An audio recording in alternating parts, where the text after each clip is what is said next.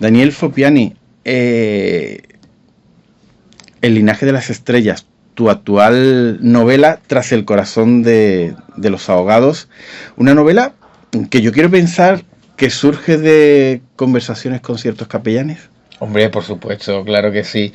Yo diría que ha sido una de las figuras que más llamó mi atención cuando ingresé en las Fuerzas Armadas, ¿no? Con 18 años.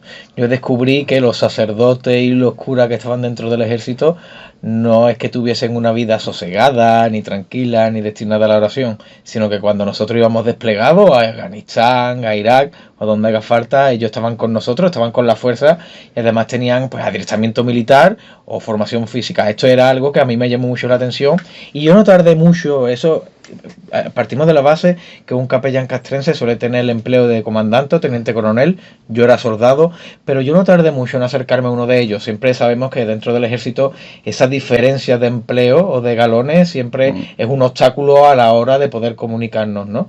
Pero sin embargo yo ya de soldado ya me acercaba a ellos porque a pesar de que yo no sea creyente, siempre he tenido pues mucha curiosidad por el mundo espiritual, incluso por el mundo de la teología, y a mí me gustaba mucho conversar con ellos y que ellos intentasen describirme la verdad o cómo funciona la vida a través de la fe y de la religión, y yo les contradecía constantemente pues con razones objetivas o un poco más encaminadas a la ciencia, ¿no? Y así un poco como nace el protagonista de esta novela, ¿no? Ezequiel, porque yo tenía claro que si en algún momento me convertía en ese escritor que yo soñaba entonces cuando era soldado, un protagonista o un personaje muy interesante para utilizar en cualquiera de mis novelas sería un capellán castrense, y aquí está como absoluto protagonista del linaje de las estrellas. Eso te iba a decir, Ezequiel Expósito.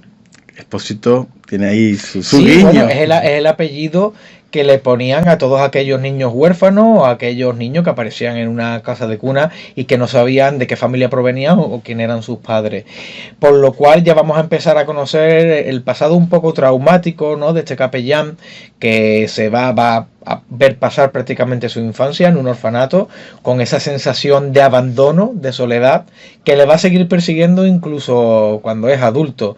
Y aquí es donde empiezan un poco su lucha interna o los problemas que tiene Ezequiel, sobre todo para convencerse de que ha encontrado a Dios, porque él a veces duda incluso de que haya tenido comunicación con él o que haya tenido esta iluminación que parece que en algunos casos es necesaria para poder dedicar tu vida a la iglesia, ¿no?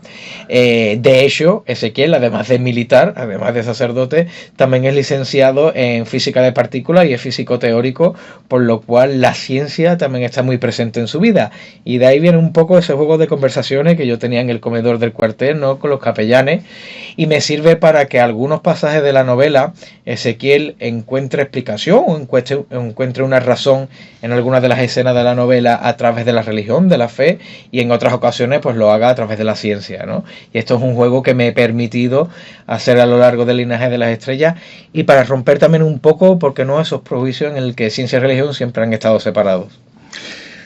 Una novela cuya trama gira en torno a un suceso acaecido en el Panteón de los Marinos Ilustres de San Fernando, cuando es encontrado el cadáver de un soldado dispuesto su cuerpo de una forma muy particular. Pero en esta novela lo que sí me he dado cuenta es que tú has querido contar algo más que un thriller, ¿no? Hombre, eso siempre es así. Yo siempre intento que en todas mis novelas, que es cierto que escribo género negro, escribo novela policíaca, escribo thriller, es muy importante ese crimen que aparezca en las primeras páginas, los primeros capítulos, pues para agarrar al lector por el cuello y hacer que no deje de leer. Es muy importante esa trama bien estructurada, coherente, cargada de acción o de misterio, de suspense, que, insisto, que vaya a mantener interesado al lector por seguir leyendo, pero para mí lo más importante es esa parte de crítica social que tiene la novela negra. En mi anterior novela, En el corazón de los ahogados, yo profundizaba mucho en el tema de la inmigración ilegal. Es algo que he trabajado durante más de 9 años en mi trayectoria como militar. Y en El linaje de las estrellas reflexiono sobre asuntos, bueno, como he comentado, que la ciencia y religión no tienen por qué estar enfrentadas. Otros temas como por ejemplo la presencia de la tecnología en la sociedad actual y el cómo manejamos la información que nos llega, que a pesar de tener o tener la sensación de tener acceso a un mayor número de información, ya que en el teléfono móvil que llevamos en nuestro bolsillo o en la palma de nuestra mano tenemos todo lo que queramos, muchas veces nos quedamos en los titulares, que por otra parte también van buscando el clickbait. No nos molestamos en leer el cuerpo de la noticia, en profundizar un poco más sobre lo que quiere referirse ese titular, y tenemos la falsa sensación de estar más informados que nunca, pero a la vez está demostrado que estamos más desinformados que en cualquier otra época, ¿no? de nuestra historia. Y esto era algo que también me apetecía mucho desarrollar en el Linaje de las Estrellas, haciéndolo pues a través de cómo el caso se convierte en un caso mediático en los medios de comunicación, cómo le llega a la sociedad, muchas veces tergiversado o cambiado a lo que ha ocurrido en la realidad, y sobre todo con esa dependencia que tienen todos los personajes de esta novela al teléfono móvil. Y eso es algo que yo no me planteé antes de escribir esta novela, pero me di cuenta que durante el proceso de escritura, todos y cada uno de los protagonistas, ya sea el madre de la víctima, el sacerdote, Lorenzo, el juez instructor del caso, todos se comunican a través del teléfono móvil. Y eso es algo que también me apetecía mucho, pues, describir o criticar en este thriller. Bueno, se puede decir que una ventaja ha sido que también que una de las pistas aparece gracias al teléfono móvil, ¿no? Sí. Al mirar Instagram. Hombre, claro, sí, es cierto. Bueno, de hecho, hasta el proceso de investigación, en este caso de la madre de la víctima, pero hasta el proceso de investigación de la policía, yo de hecho dedico un capítulo a la unidad, a la brigada tecnológica que se encuentra en Madrid, donde lo que hacen es pues recabar los ordenadores o los equipos electrónicos, en este caso de la víctima, y intentar entrar a la fuerza en su disco duro, ver toda su información, ver todas las conversaciones que tenía. Eso era algo que hace 10 o 15 años era impensable, o que quizás ni siquiera estaba encuadrado dentro del procedimiento de la investigación, pero eso a día de hoy es el día a día de una unidad de investigación. Yo tengo la suerte de estar asesorado por un sargento de la Guardia Civil, que es policía judicial, encuadrado en una unidad de investigación, y todos estos elementos relacionados con la era digital, toda esta dependencia y la huella digital que dejamos en nuestras conversaciones, en nuestras navegaciones, pues me apetecía mucho utilizarla, y no ya solo que me apeteciera, es que creo que es necesario porque refleja a fin de cuentas la realidad que estamos viviendo. Hay algo que, aunque quizás no lo abordas directamente, pero se nota a lo largo de la novela, y hablamos de otro de esos temas que tú has querido meter en la trama, y es la dualidad entre la pureza y el mestizaje, ¿no? Bueno, también. Insisto, en mi anterior novela trabajé mucho en lo que era la inmigración ilegal, y volvemos a lo mismo. La madre de la víctima es de origen venezolano, ha huido de su país para intentar encontrar una vida mejor aquí en España. Aquí encontró a un hombre, o se enamoró de un hombre con el que no le fue del todo bien, que es otro de los personajes de la novela, de que si te apetece hablamos un poco más adelante. Pero siempre me ha interesado pues destacar cómo dentro de nuestra sociedad esas personas que son extranjeras, que no han nacido en España, o que simplemente tengan unos rasgos un poco más morenos, o que sea evidente que viene de Latinoamérica, por norma general siempre va a tener una serie de desigualdades, ya sean sociales o ya sea a la hora de mantener un estatus dentro de la sociedad. Y yo lo plasmo en esta novela pues como el bullying que sufre David, en este caso la víctima, que a pesar de ser español, por el simple hecho de tener una madre venezolana y tener rasgos diferentes, ligeramente diferentes, pues ya sufre bullying dentro de la escuela, ¿no? Estos han sido conceptos, elementos que siempre me han llamado mucho la atención, o que siempre he sido capaz de observar pues cuando yo era niño y estaba en el instituto, o un poco ya de más adulto cuando veo esas diferencias sociales, y que evidentemente no voy a hacer la vista gorda ni voy a hacer oídos sordos, y siempre que pueda lo voy a intentar introducir en cada una de mis novelas para destacarlo, para que los lectores de alguna manera, si sirve para algo y demostrar o incluso volver a repetir ese mensaje que casi que lanzo en mis dos últimas novelas, ¿no? En este caso, que todos provenimos de las estrellas, y en el anterior caso, que da igual la nacionalidad de donde seamos, da igual donde hayamos nacido, pertenecemos todos, somos hijos de la tierra, y sin diferencia o con la diferencia de las naciones, a fin de cuentas somos seres humanos, ¿no? Otro personaje con cierto peso es María Orsic. Sí, claro. ¿Cómo llegas a ella y qué te ha parecido? A través de ella llego a través del proceso de documentación de esta novela, porque yo sí tenía claro que iba a tener presente o iba a utilizar la presencia nazi que tuvo en la provincia de Cádiz. Allí tenemos una playa que se llama la playa de los alemanes, que refleja perfectamente que los alemanes después de la Segunda Guerra Mundial se encontraron allí un socorro, encontraron un lugar donde esconderse de esos juicios de crímenes de guerra que les sobrevenían. Y también conocí a un periodista especializado en la presencia nazi en la provincia de Cádiz, que es Jaime Jaminson, que ha escrito Esvásticas en el Sur, y que automáticamente pues hizo que una bombilla se encendiera dentro de mi cabeza y que comenzase a indagar sobre esa presencia nazi, ¿no? En la provincia de Cádiz. Yo descubrí en este proceso de documentación que había una sociedad que pertenecía directamente de las SS, que era la Nenerve, que se encargaba pues de hacer expediciones a lo largo de todo el planeta para encontrar el origen real de la raza aria. Y directamente de ello partía esta sociedad Bril, Damas de Bril, que estaba liderada por María Orsic, que es aquí donde venimos a hablar, ¿no? María Orsic fundó un grupo de mujeres, normalmente jóvenes, que dejaban crecer sus cabelleras porque decía que así tenía mejor conexión con las estrellas.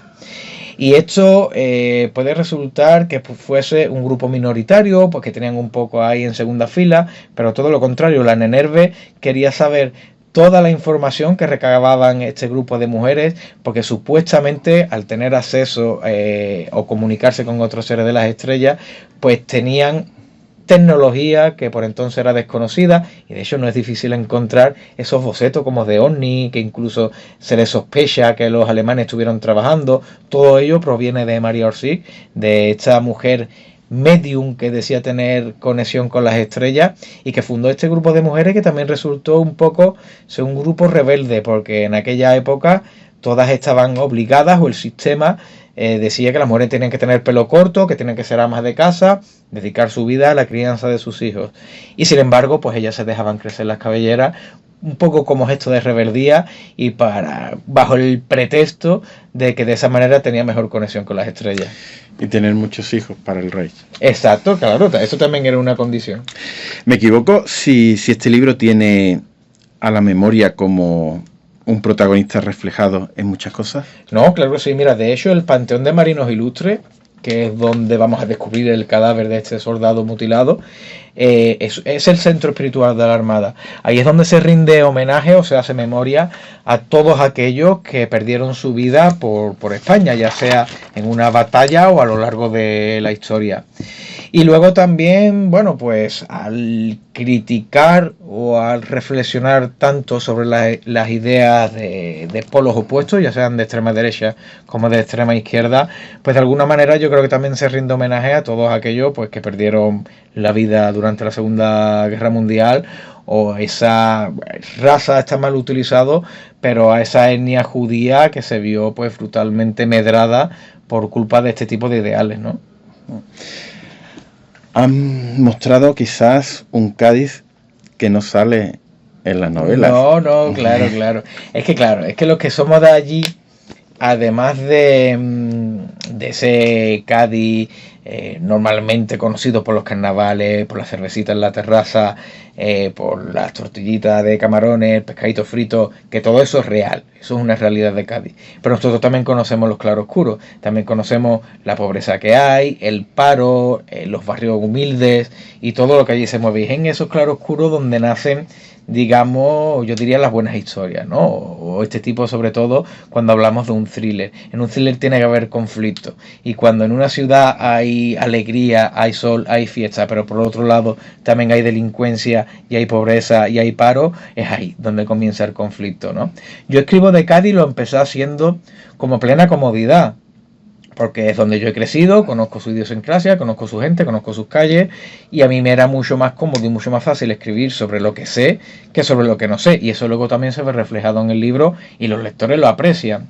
Pero luego, con el paso del tiempo, también considero que la ciudad por sí sola tiene un encanto o tiene una historia, hablamos de más de 3.000 años de antigüedad, que da mucho juego a la hora de describir muchas escenas de este tipo, ¿no? Ya utilizaba Cádiz en La melodía de la oscuridad cuando un asesino va realizando los crímenes en relación a los 12 trabajos de Hércules, ¿no? Y ahora pues la utilizo de nuevo. Hércules siempre ha estado muy relacionado con la provincia de Cádiz, y ahora utilizo de nuevo la historia de Cádiz, esa presencia de la Alemania nazi que tuvo en su momento, para encuadrar otra de mis novelas, ¿no? Y estoy convencido de que si siguiese indagando puedo encontrar cualquier otro periodo histórico, puedo encontrar cualquier otra leyenda mitológica que también me invite a escribir una quinta novela ambientada en Cádiz. Tiene mucha simbología, Gades, Astarte, y todos estos guiños, toda esta simbología. Imagino que se ha cocinado a fuego lento, ¿no? Sí, yo no es la primera vez que lo digo. Yo considero que no me ajusto a ese ritmo desenfrenado del mercado editorial. Yo no publico novela cada 6 meses, yo no publico novela al año. Yo tardo una media de 2 años, 2 años y medio en publicar cada novela, porque considero que es el tiempo que necesita una obra de 400 páginas pues para macerar, para coger forma y para pulir todos aquellos detalles que en una primera escritura probablemente no estén perfectas. Aún así, es cierto que yo considero que una de las cosas que más me frenan no es estructurar una trama que tenga coherencia o que sea atractiva para el lector, sino encontrar una manera de cómo escribirla para que sea narrativa y para que contenga literatura. De alguna manera, lo que a mí siempre me ha obsesionado es hacer de Daniel Fopiani, o hacer que Daniel Fopiani tenga una voz reconocible dentro del ámbito literario, que mis lectores reconozcan un estilo propio cuando leen una de mis novelas, y que no sea un texto plano que pueda resultar o se pueda antojar como una copia de los miles de libros que se publican prácticamente al mes, ¿no? Por eso digo que el tiempo en mi proceso de escritura, lo que me roba mayor tiempo es encontrar el modo en cómo escribir lo que quiero escribir. Yo hay una fase que disfruto mucho, que es el de la creación, que es el de la creatividad, que es el de crear personajes, crear estructura. Luego hay otra fase que incluso alimenta el de la creación, que es el del proceso de documentación. Pero cuando yo me siento a escribir y realmente digo, bueno, vale, yo ya sé lo que quiero contar, pero ahora tengo que pensar en cómo contarlo. ¿Qué juego narrativo puedo utilizar en cada capítulo? Yo siempre intento que en cada capítulo haya un pequeño juego narrativo, haya una pequeña joya que el lector tenga que desenterrar. Y esas son las cosas que a mí realmente luego me enorgullecen de haber escrito. Querías hablar, creo, de Roberto Lucero, ¿no? Bueno, Roberto te lo digo porque has comentado, si quieres hablamos un poco más. No. Porque sin ser un personaje que al final es de los principales, pero creo que poco a poco va cogiendo mucha carga, y yo te digo a ti que al final casi lo indulto.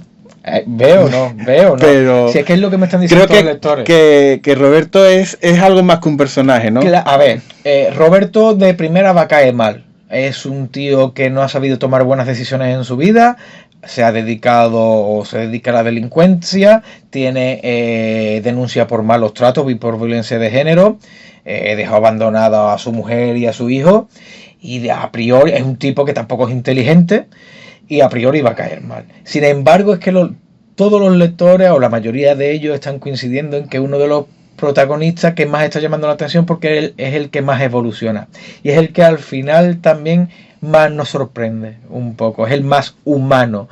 Realmente está inspirado pues en todas aquellas personas que viven en barrios bajos o que siempre han tenido una vida bastante humilde, de perfil bajo, y que bueno, que siguen siendo parte de la sociedad y que siguen siendo tan importantes como cualquier otro.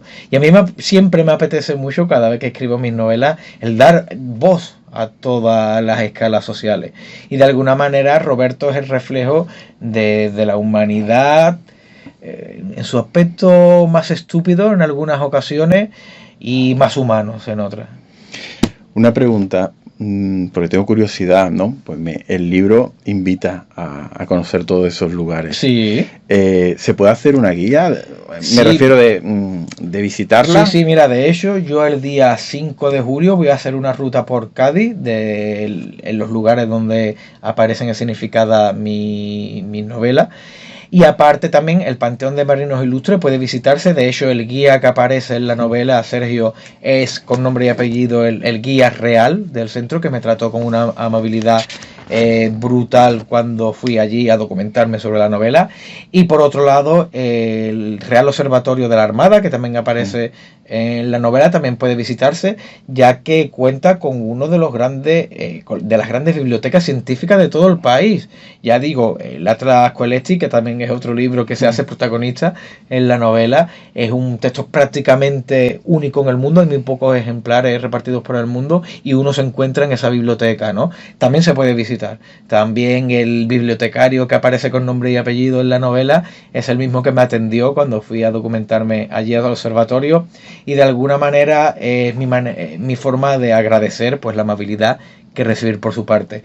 Todas las escenas que aparecen en mi novela, a pesar de que parezcan de difícil acceso o que son lugares emblemáticos que no todo el mundo conoce, pueden concertarse a través del Ayuntamiento de San Fernando una visita guiada, y además yo evidentemente recomiendo que se haga porque vale mucho la pena. Y ya para terminar, Daniel, la más complicada, la más especial, ¿qué posición ocupa de entre todas las novelas? Esta, la última. A ver, es que esto es difícil porque cuando a un escritor, por norma general, le preguntan por su novela preferida, por la más especial, por la más complicada, siempre la respuesta va a ser la última. La más complicada porque es la más reciente que tengo y es la que me acuerdo de los dolores de cabeza que me ha dado, pero es que las anteriores también me las dieron en su momento. La más especial por la misma razón, porque es la más reciente, y sobre todo porque yo entiendo que esto, además de ser una cosa mía, yo entiendo que todos los escritores queremos superarnos con cada nueva obra. Queremos que nuestro lenguaje, que nuestra narrativa sea mejor con cada nuevo libro. Y para mí, yo siempre voy a tener mi última novela como la que más me identifica, la más especial. Y yo espero que la siguiente que publique sea mi novela más especial, porque si no, querrá decir que una de dos, o que me he quedado estancado, o que he dado un paso para atrás. Y yo no quiero ni una cosa ni la otra. Y yo evidentemente te voy a decir que esta última, Linaje de las Estrellas, es ambas, claro que sí. Pues Daniel, muchas gracias. Gracias a ti. Y de verdad que es una novela en la cual uno tiene muchas cosas donde agarrarse. Pues muchísimas gracias por tu tiempo.